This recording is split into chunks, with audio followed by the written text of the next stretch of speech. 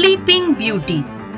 "Dear me," said Merryweather to the other two fairies, "I don't believe we prepared her very well for this day."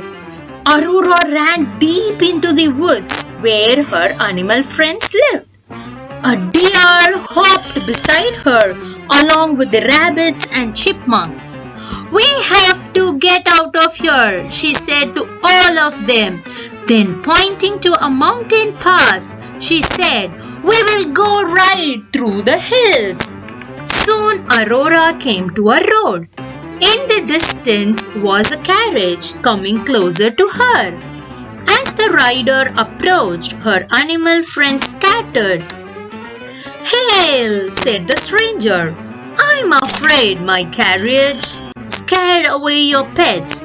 May I give you a lift?" Aurora had never seen a man before, but she couldn't think about that unless she could find a spinning wheel. The very next day, her aunts would take her back to the palace. Actually, said Aurora to the stranger, there is something I need a great deal. "What's that?" said the stranger, hopping out of the carriage. Very nicely dressed was he, and well-mannered too. "A spinning wheel," said Aurora. "A spinning wheel?" said the stranger. "But there are none left in the land. Everyone knows that." Well, you see," said Aurora, rubbing her hands together, "I have this friend. She needs a spinning wheel in the worst way." Aurora looked directly at the stranger. "It's a matter of life or death." The stranger looked at Aurora's eyes.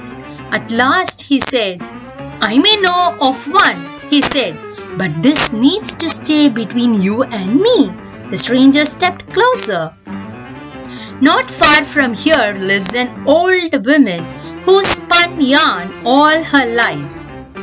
When the orders came to burn all the spinning wheels, she could not bear to let go of her beloved spinning wheel, as it had been in her family for many years. She came to me," he said, pointing down the road. "Since I am a prince from the next kingdom, she begged me to let her store it away safely. So I put it in the attic room of my castle tower, where no one ever goes until the 16 years had passed." "Would you take me to your tower?" said Aurora. "I shouldn't," said the prince. Then, after a moment, he said, "But I will." She stepped onto his carriage. Soon they were at the tower, and they both stepped out. The prince said, "This is not for your friend, is it?" "Thank you for taking me here," said Aurora. "I will always remember your kindness. Now, if you please, I must do what I must do." Aurora turned and went up the tower stairs to the very last stair.